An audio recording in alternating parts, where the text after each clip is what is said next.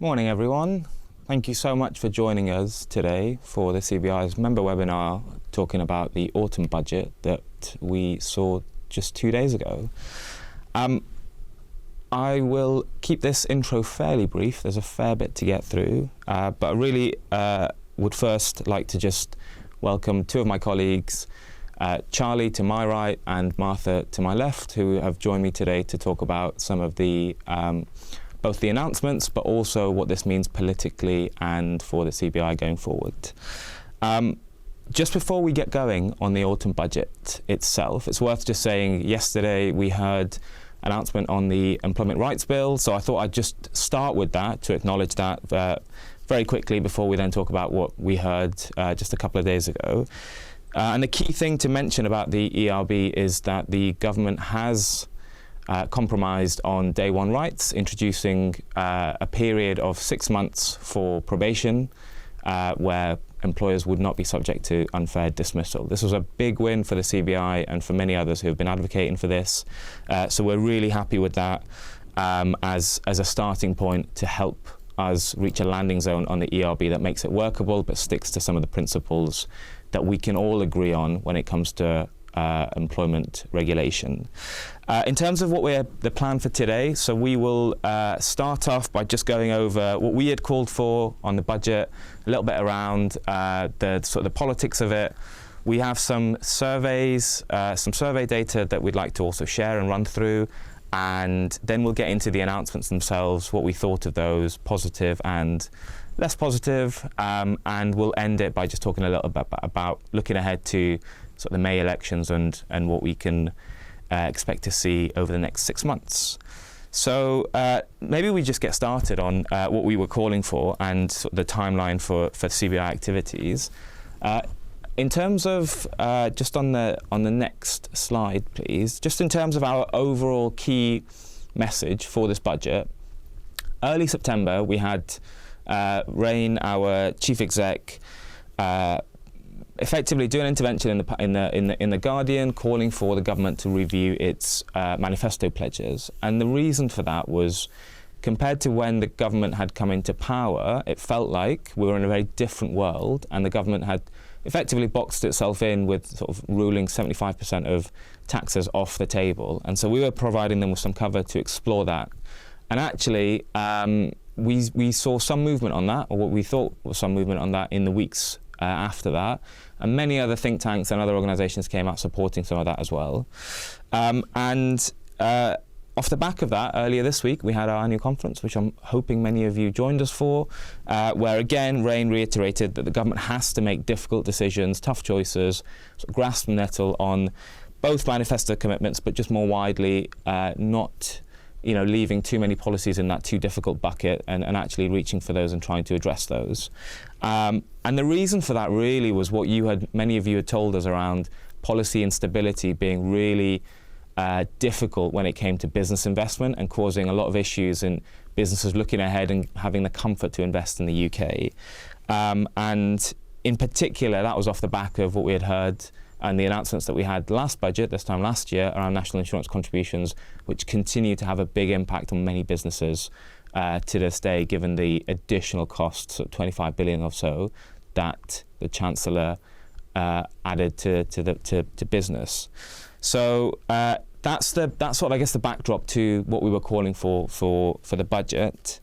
In terms of the analysis and some of the sort of interventions that we made and how we tried to back some of that up, just on the next slide you'll see that the key point that we were trying to make to government was that at the moment the tax burden for businesses relative to GDP is at a 25-year high, and so basically that's effectively since the turn of the century, and 2/3 of that is pre-profit. So before you even turn over any profit, you're paying 2/3 of the total tax take that government has of businesses, and that is not something that we thought is sustainable.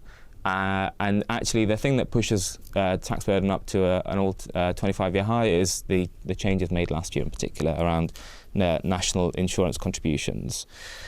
In terms of what we set as sort of 3 tests to government and the budget in terms of how we were going to assess the success. The first was around protecting sort of capital spending and infrastructure. That's one of the areas that's usually first to go when government looks for money. Second was around whether it was strategic or not. Again, in our interventions, we had called for a step back rather than just fixing for this budget, to look at having a bit more of a strategy over the lifetime of this Parliament. And the third was whether we think this leads to growth. And I think that third one is important, given that reactions that we saw from some other organisations to this budget was, well, it was better than last year's budget. But actually, if we take the government's missions-based approach, in particular in relation to growth, we thought we should judge it against that rather than what we saw last year. And so just that sort of the framing, I guess I want to, set out before we get into some of the more detailed bits around that. So should we maybe start with, I guess I can ask the question on the next slide. Do we think the government has answered our calls for a more strategic approach to the tax system? And with that, maybe I'll pass to you, Martha. Yeah, of course. Thank you so much, Mo. So we saw quite a chaotic pre-budget period, and I won't try and induce too much seasickness for members going back over that hokey-cokey pre-budget period that the Speaker of the House described, where measures were in, then they were out. But the biggest U-turn we saw was this shift from a planned income tax rise, which we and others were calling for, and towards the smorgasbord approach. So what on earth happened? If we go all the way back to when Labour were elected, I think they were quite keen to beat the allegations that many centre-left parties contend with, which is this idea that they're not strong on the economy. So coming into that, with that kind of backdrop behind them, with such a tough fiscal situation, you don't need, Mo, Charlie and I to tell you just how difficult that environment was for the government to contend with. They had three possible options, right, available to them, which all governments have in these sorts of situations. The first is to raise lots of revenue via tax policy, but they'd ruled out those three big taxes in their manifesto, one of them being the income tax rate itself. The second was the spending cuts. They were really keen to do that. They tried to push it through this year, and they faced a really big backbench rebellion, really undermining that political authority and that ability to marry the two sides of that party on that issue. And finally, you have obviously the option we would all prefer, which is economic growth. But we've seen those measures not landing in the way that we'd hoped. We've not seen growth take off in that way. So that's why we kind of set out why the government should contend with the idea that its manifesto needed a bit of updating, needed a bit of reflection. And we saw some movement on that, right? We got, over the course of a couple of months, we got more and more sort of frequent admissions from the government that this was maybe something they were going to do, that they were going to admit, that they could see how that would be the case. We ended up in this quite highly unusual, actually, pre-budget speech on the 4th of November that the Chancellor led, where she really she came as close as she possibly could, right, to saying that was the direction. Yeah. I think she couldn't explicitly say it, but she got there, right? Yeah. We're not mad. So she got really close there to doing that. And then I think what happened with the OBR, when it kind of published its assessment, giving the Chancellor that extra £10 billion of fiscal headroom, and she was contending with the idea of yet another sort of difficult conversation to have with backbench MPs around breaching the manifesto, especially because you had people like Lucy Powell, the new deputy leader, really leading the charge on that, outside of the sort of umbrella of collective responsibility that many of those in cabinet would have. I think given those different pressures, I think the Chancellor took the opportunity to retreat from that planned income rate rise and move back towards the smorgasbord, which I think was difficult for us to take. Yeah. And it's worth saying, I mean, in terms of our initial response to the budget, we were quite positive about a number of things, and that fiscal headroom point being a key. So they increased that to 22 billion. Protecting capital spending, I think that was another tick in our tests. Boosting innovation and sticking to the corporate tax roadmap. The smorgasbord, I call it scattergun. That's what we went with in our press release. I never want to say smorgasbord ever again. No, I think we can let that go. Piecemeal. There's a lot of different adjectives for that, and I think in particular our response, we also did call out the ERB as a key issue. So it's great to see some movement on that. I should also say, and apologies, I should have led with this, that we do have a Q&A function. So please get your questions in. We will have 15-20 minutes for questions as well. But Yeah, I just want to go back to Charlie. So what did members think of that smorgasbord, piecemeal, scattergun approach? Yeah, thanks very much, Martha.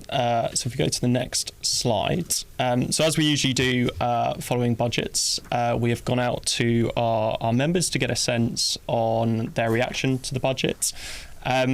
And I think kind of in terms of touching upon that point around have we seen a strategic approach to the tax system, I think most of our members feel like the government could have gone a bit further in terms of balancing the need to address the fiscal situation with measures that will kind of help stimulate growth. Yeah.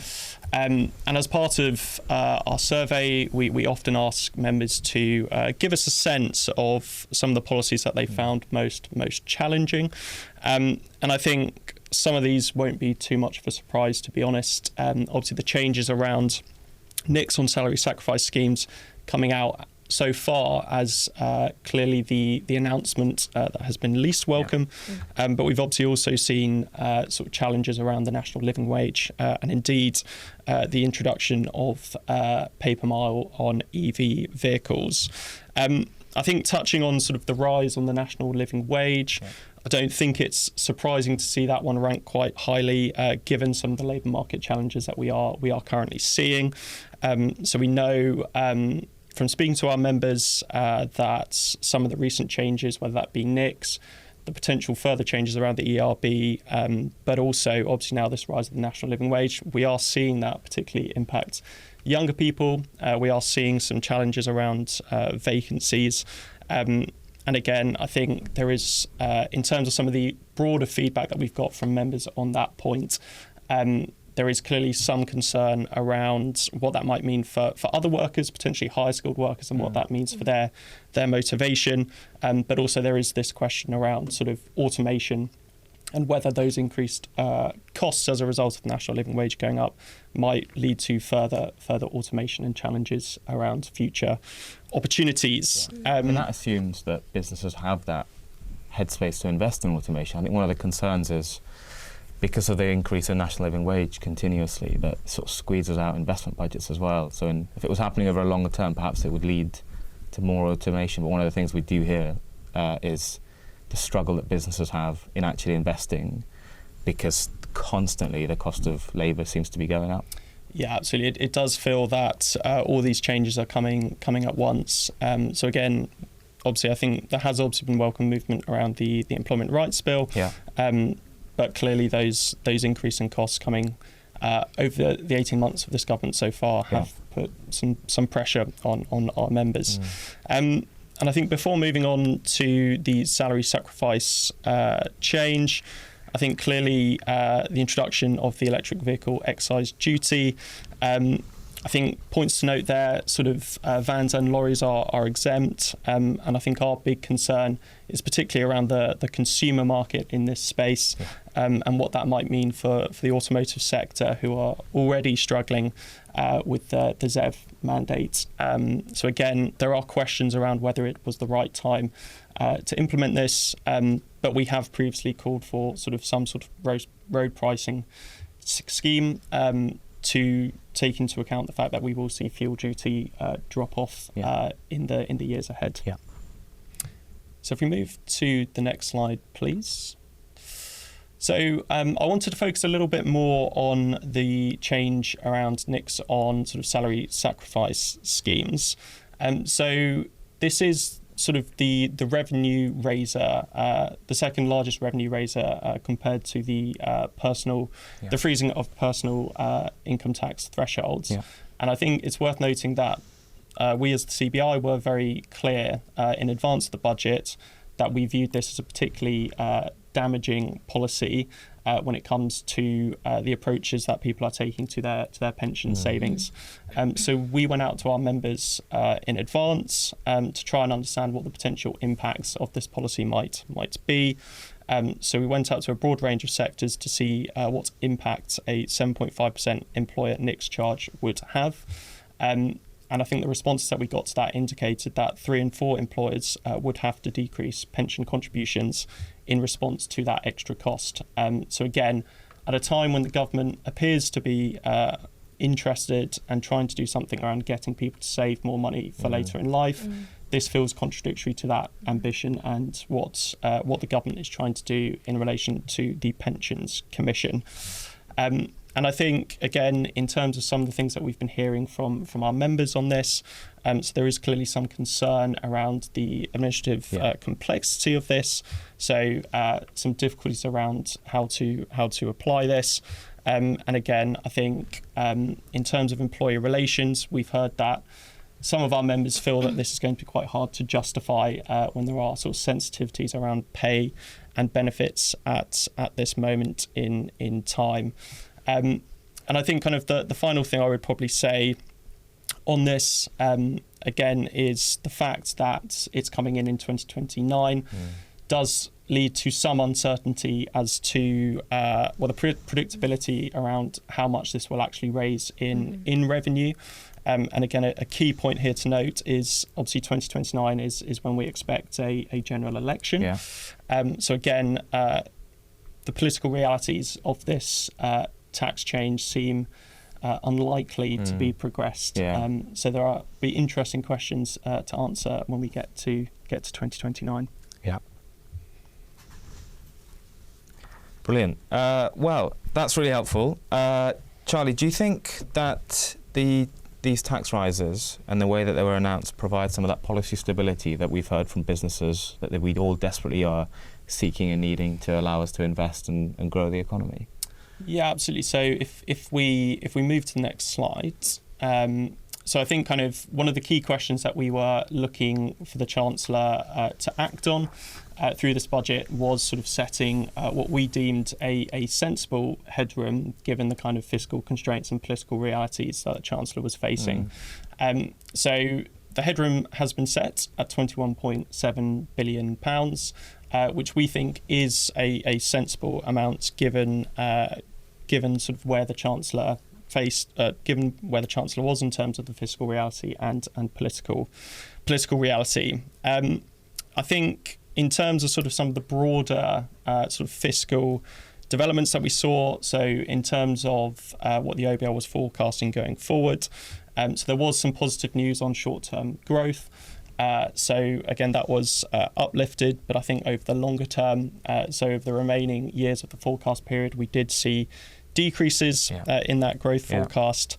And again, much of the commentary going into the budget was around the productivity downgrade, and we did see that delivered through the budget. And I think just in terms of sort of commenting on the headroom itself and sort of some of the broader commentary on that. So it's worth noting that to kind of get to that £21.7 billion, the Chancellor has backloaded some of the tax rises quite significantly over the forecast period. So 90% of the revenue from new measures will be arriving in the second half of the forecast.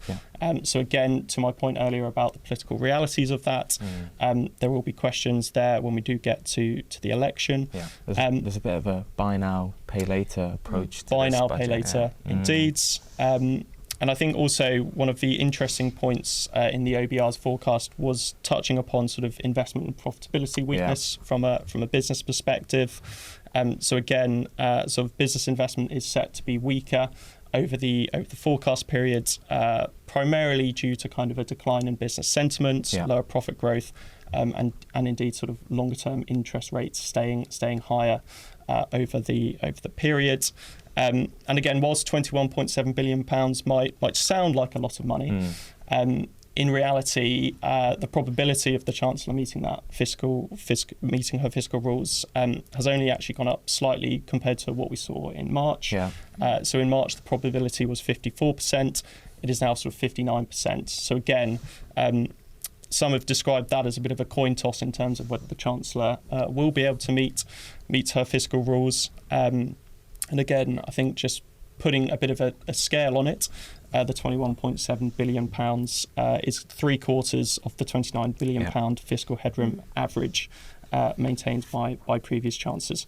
So positive that we've seen headroom go up over £20 billion, but it still remains quite an uncertain picture. Yeah, and given that all of the 90% of the tax rises come in the back end of the forecast, it does add a lot more uncertainty to whether that sort of 21.7, 22 billion is actually credible or not, which is, well,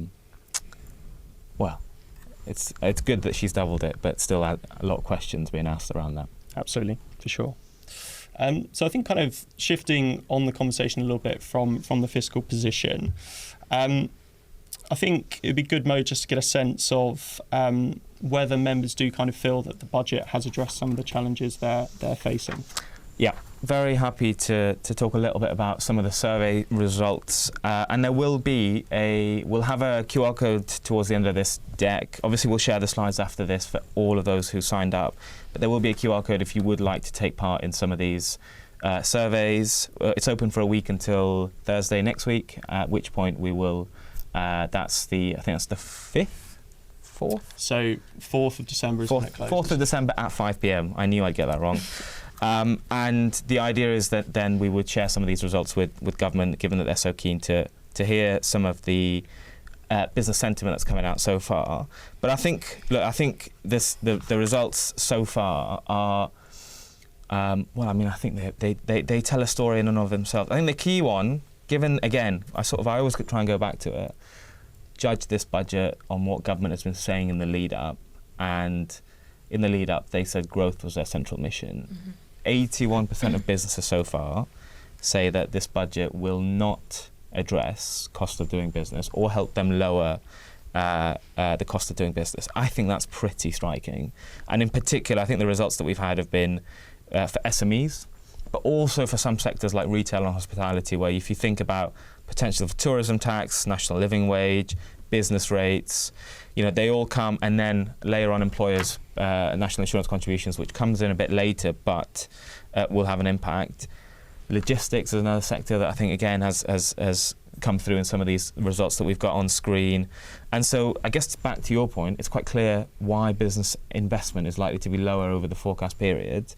I will add in as well, just there's a line in the OBR on page 62 that not a single measure that the government has put forward of, I think, the 77 has met their sort of materiality threshold to increase growth. I mean, I think that I want to preface these results by just saying that up front.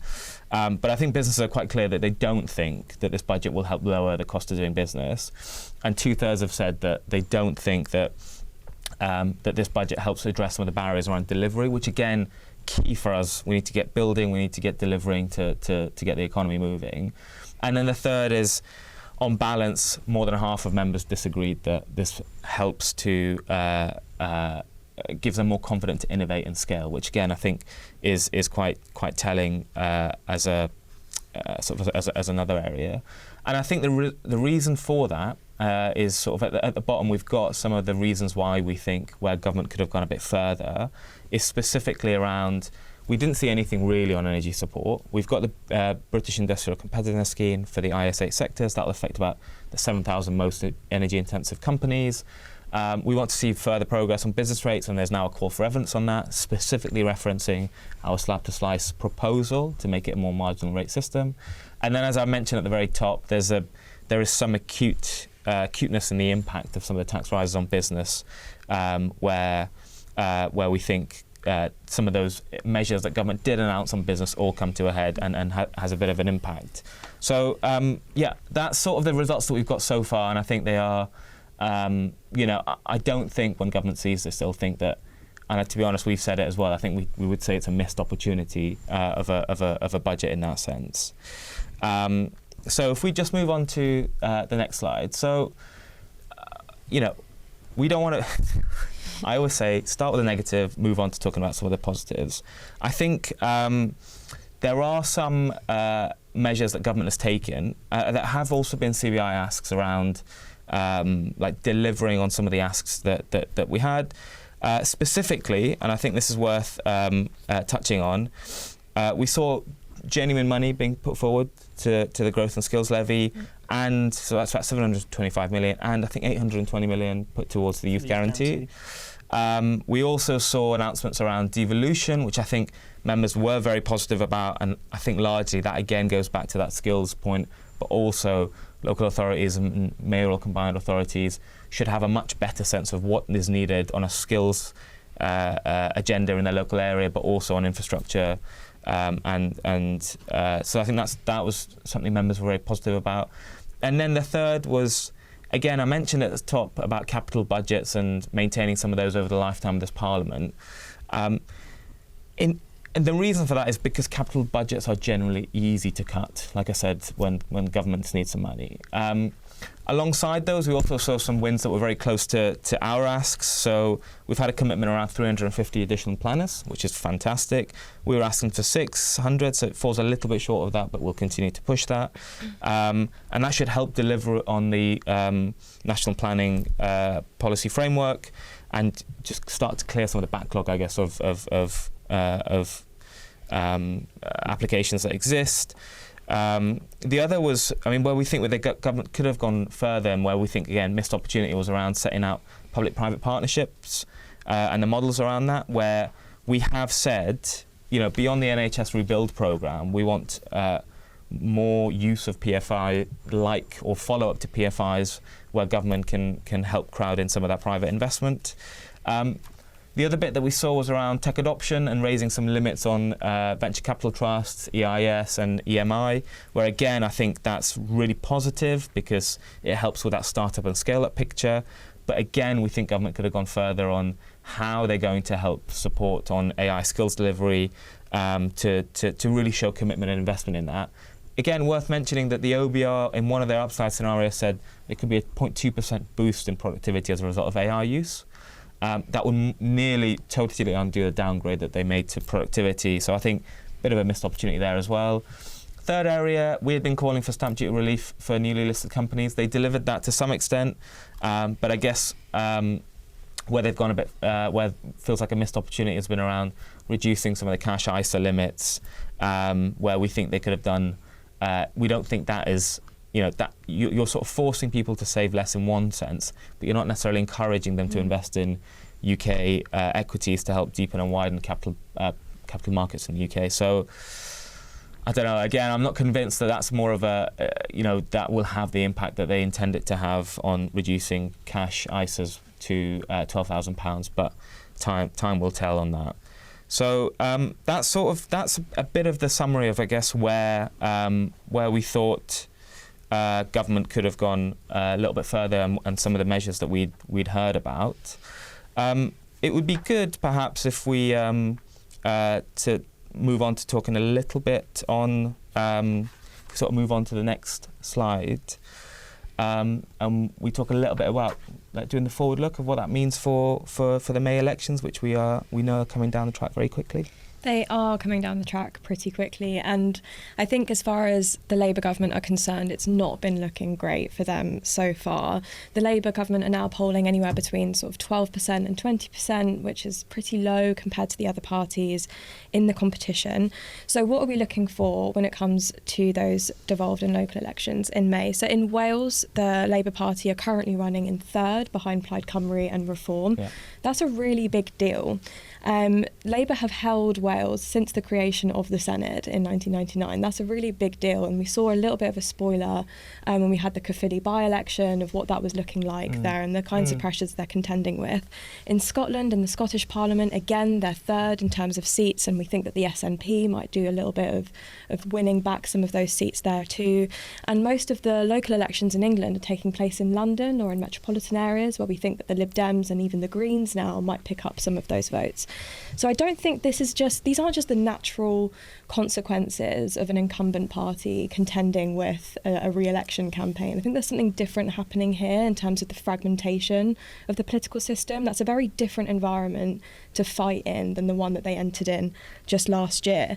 So how are the Labour Party intending to navigate that new environment? Well, they made quite an interesting but quite quiet appointment a few weeks ago. They appointed Lord Spencer Livermore, who is currently Financial Secretary to the Treasury and so-called Growth Minister. They appointed him National Campaigns Coordinator ahead of May. He's one of the party's most experienced electoral strategists, and in fact one of the campaigns that he led on was Ed Miliband's general election in 2015. They did lose that one, it is worth saying. And when he was asked why they thought that they lost, he said that they failed to meet 3 fundamental tests, and they're the ones that members can see on screen now. So he thought that they hadn't done a good enough job of proving their economic credibility, specifically saying that they hadn't gone fast enough on making difficult decisions. That's an interesting reflection. The second test he said they failed was really hamming up the political authority, the command that the leader can have. And the third test was the breadth of the plan that they have for the country and their ability to deliver that. I think these tests are really important and really interesting frames through which we can look at both the budget this week and what Labour might look to do over the next kind of 6 months. I think this budget was highly political, and we'll go into why that was the case. And I think it showed that actually these tests that Spencer Livermore established 10 years ago for an election campaign, they're really interdependent, and that actually when you have weak economic credibility or weak political authority, they can reinforce each other, and that has a massive impact on your ability to deliver policies and also to tell a story about those policies. And delivery and storytelling are obviously really important for any campaign election. So that's why we're kind of going to use that as our frame. So why was this budget so political, and what were our first indications that this was the direction that this one was going to take? Well, I think it really came into play in September. Do you remember phase 2? Do you remember that weird period? Delivery, yeah. The phase 2. Yeah. And part of that was about really hamping up the economic heft of both number 10 and number 11. They made lots of really interesting, clever, strategic moves to bolster that economic advice, both in number 10 and number 11. They brought in people like Darren Jones into number 10. They hired people like Manoush Shafiq. They did a lot with the sort of Council of Economic Advisors around Rachel Reeves. And that was, they also did these budget boards that were sort of co-ran by number 10 and number 11. That was really smart. That was a good thing, you know, to bring that narrative together, to really bolster the story. But it does carry a risk. And I think that risk of bringing people together like that and co-owning the budget between the Prime Minister and the Chancellor, the risk there is exposure, right? You end up completely exposed to each other's kind of difficult moments. And we saw number 10 maybe uncomfortably close to Treasury's endless leaking and speculation, getting caught up in the impact that had on their economic credibility.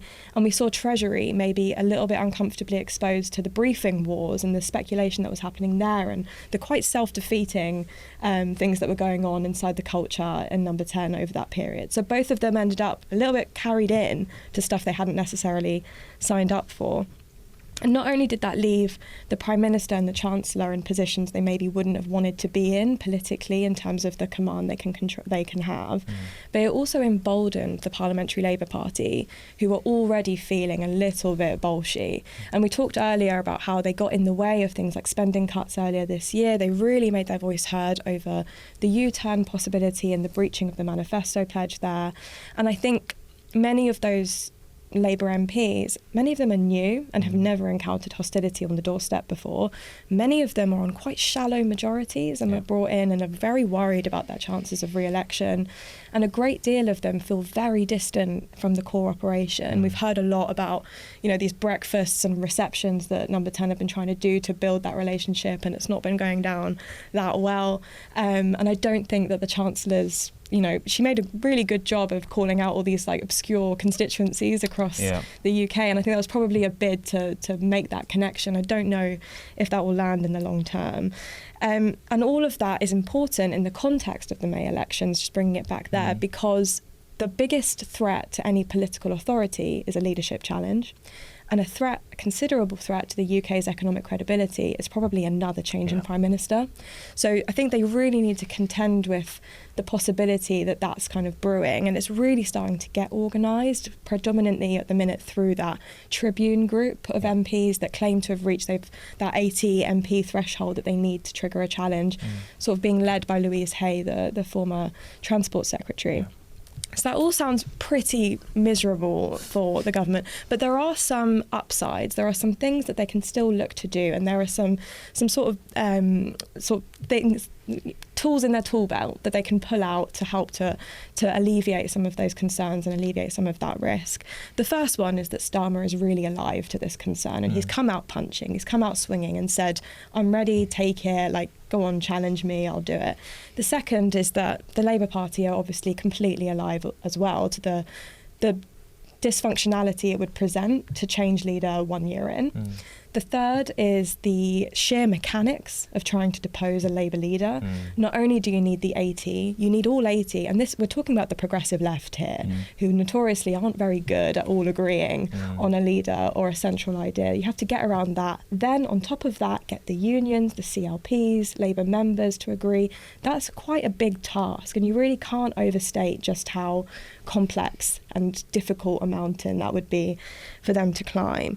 And the final thing they've got is the budget this week really giving a lot of big giveaways to the PLP, and that's why I think it ended up becoming such a political budget, is because of this pressure on the backbenchers. They ended up doing things like the mansion tax and the two-child benefit cap, of course, things that they said that they couldn't afford prior to government. They took the whip away from Labour MPs who argued for it when they first came in. That's a real concession that they're giving there, and I think that really shows that I think that will also really stem a lot of the revolutionary feeling within the backbenchers, and that will really help to assuage things, at least in the short term.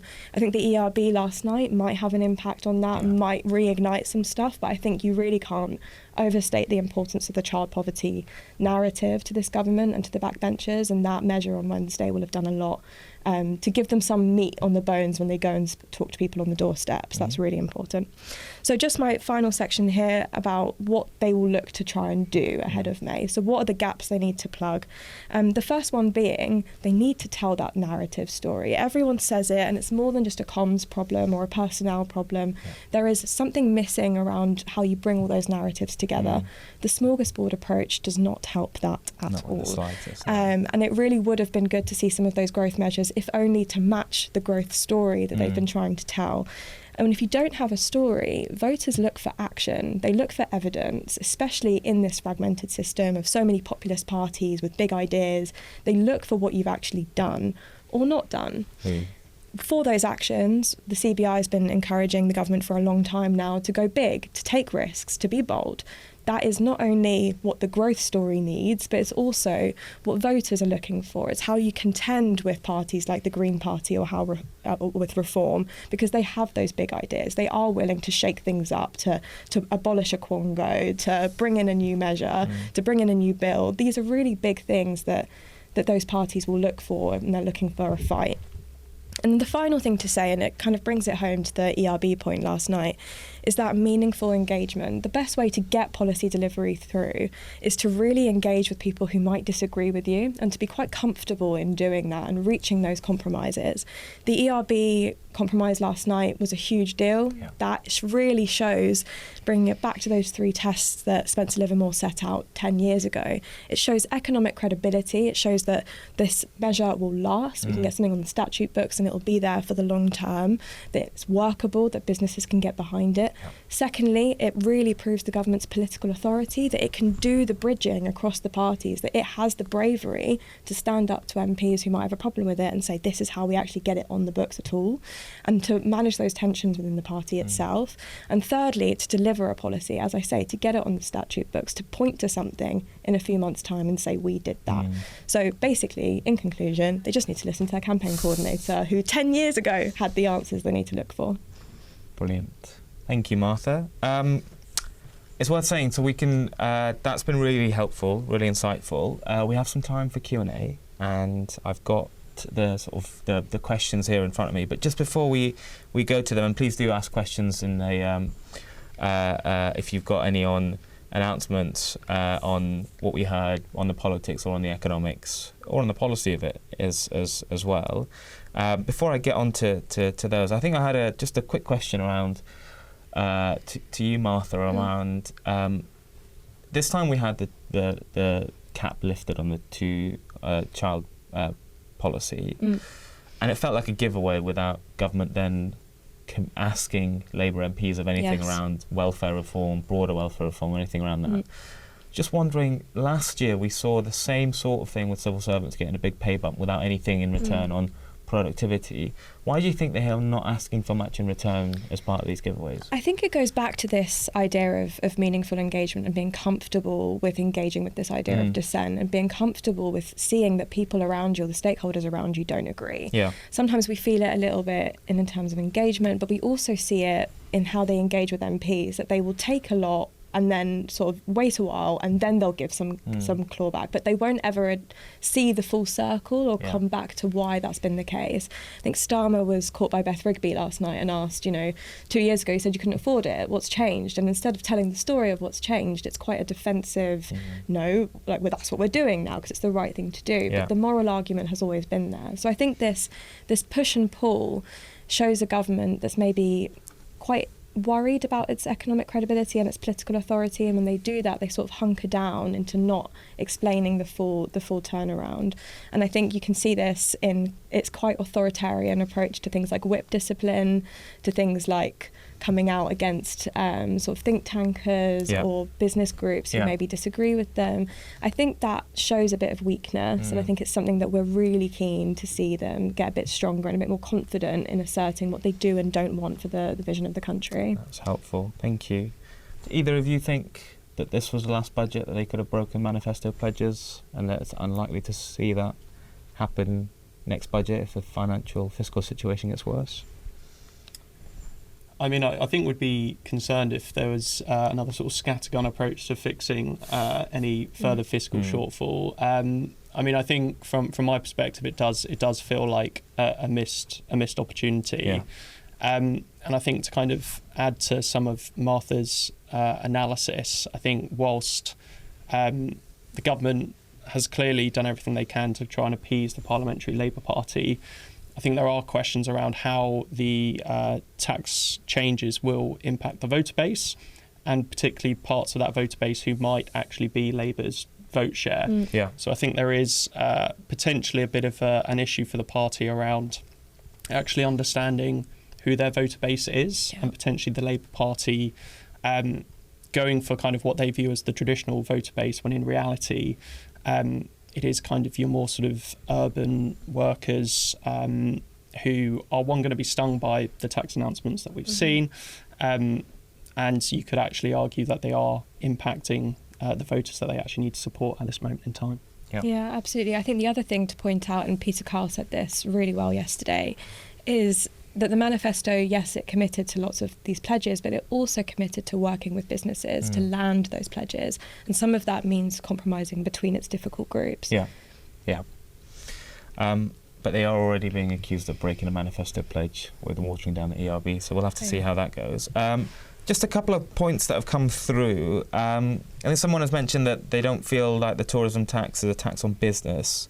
It's true that I think we are the only G7 country that does not have a tax on tourism or overnight stay. But I think the point that's worth bearing in mind is, because of the way that government looks to implement this, it is going to be an administrative nightmare for many businesses that have to collect it, especially if some regions implement it, some don't. Business has to set up the systems in those areas, whether it's hotels or other organisations that need to collect that. If there are different rates, you have to have the right systems in place. So it will have a big cost on business, whether it's ultimately paid by businesses or not.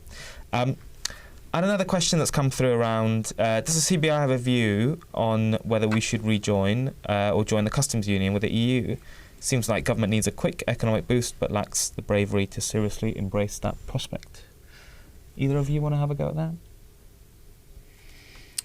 Well, I mean, I think we definitely back the idea of kind of stronger trading relationships with our partners. We've obviously seen some positive progress in relation to the US and India in particular. So Rain was on the trade delegation recently out in India.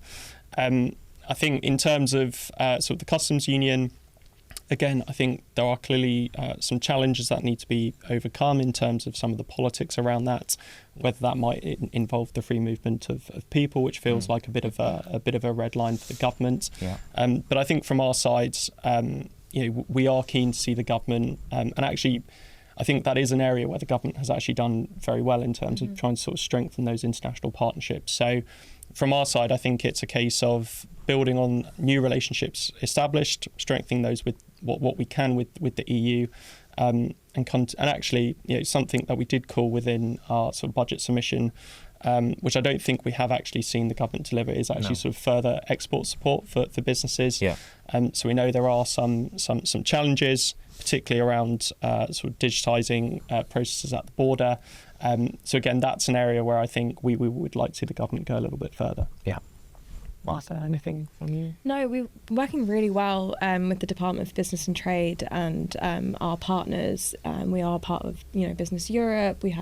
We work very closely with business in the OECD and our partners there, and that's a really useful way of us to sort of feed into things as they get renegotiated, as we develop those deals and those closer trading cooperative groups. So that's a really important point. And I think 2026 is going to be a big year for international trade as a lot of those agreements come through and get ratified, and we'll be helping government to make sure that business is represented over the course of that period. Yeah.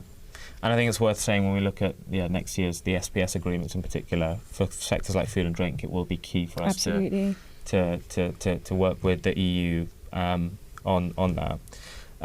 There was a point that was made around planners, and while someone made the point that 350 planners is a start, but they will need training, it will take a number of years, and in the same period there will be many that retire, and likely that the logjam remains or gets even worse. It's a very valid point. I think it's something that, again, part of the reason why we had called for 600 planners, which felt like the shortfall, but there will be a period in which there will continue to be challenges in the planning system, in particular in some of the reforms that government has proposed. So then there is definitely that's a very fair point, I think, around the lead-in time that's required. And like we said, it's a start, but they need to go further. The only other question I had before we sort of, I would encourage anyone else who has a question to chime in is, do either of you want to talk a little bit about our work plan for next year and some of the areas that we're looking to focus on off the back of member feedback that we've had here and some of the announcements that we've had in the budget? Yeah, absolutely.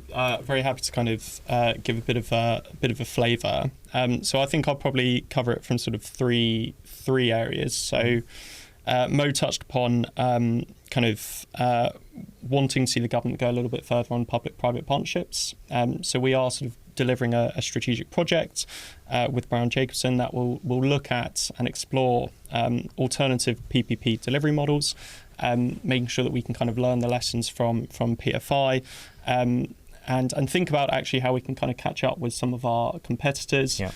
So I think Rain mentioned this in her annual conference speech, but I think over 1,000 sort of public-private partnerships have been delivered globally since the moratorium on PFI and PFI 2 in 2018. I think that the second area I would touch upon is kind of energy costs. So again, as Mo mentioned, we feel the BICS isn't necessarily broad enough or is being delivered quick enough to address some of the high industrial energy costs that we see. So again, we'll be doing some thinking about a sort of longer term option to address that. And we have done some initial thinking that we mentioned within our submission. And then I think the final point I'd probably touch upon is kind of looking at the cost of doing business. So Mo shared some of the analysis that we progressed this year. I think we will be looking to do that again. But we are also aware that the government has, I guess, chosen winners in terms of the IS8, and we do want to kind of explore particularly sort of how the cost of doing business is affecting some of the foundational industries across the country. So I think we'll be looking to work with our trade association partners and members to make that case that the government could do more to support those foundational sectors. Thank you. And I think just on that last point, I mean, a good example that I use is around the food and drink sector, where they weren't part of the IS8, but now they've got the extended producer responsibility, plastic packaging tax, employers' NICs, and in a sector that's typically sort of low profitability, they've been hit particularly hard, and we're keen to try and highlight some of that a bit more. to government, and that would be part of our plan going forward, is to illustrate that. I can't see any more questions, but so I'm quite happy to sort of end on just encouraging everyone to. So we have like I mentioned, our survey is still live, and you can scan the QR code that's just on the screen now if you would like to take part. We typically get a couple of hundred responses to our surveys, in particular this one, and it has become much more popular, I guess, is one way to say that. But we were really keen to hear from you all on what you found helpful, not helpful from the interventions that government announced. And so if you have the time, it will take maybe 3 minutes, I think, if that. Absolutely, to fill in the survey. And like I say, it'll close on the 4th at 5 p.m. Got it right? Absolutely. And then we will compile the results and share it with government and with the Department for Business and Trade in particular, and the Treasury. So we'll take that forward. There are open text boxes where you are able to also share some of your additional sort of thoughts beyond the questions that we asked. But all that remains is for me to thank you all for joining us. One or two. I mean, I don't want to take up any more time, but one or two people have sort of asked quick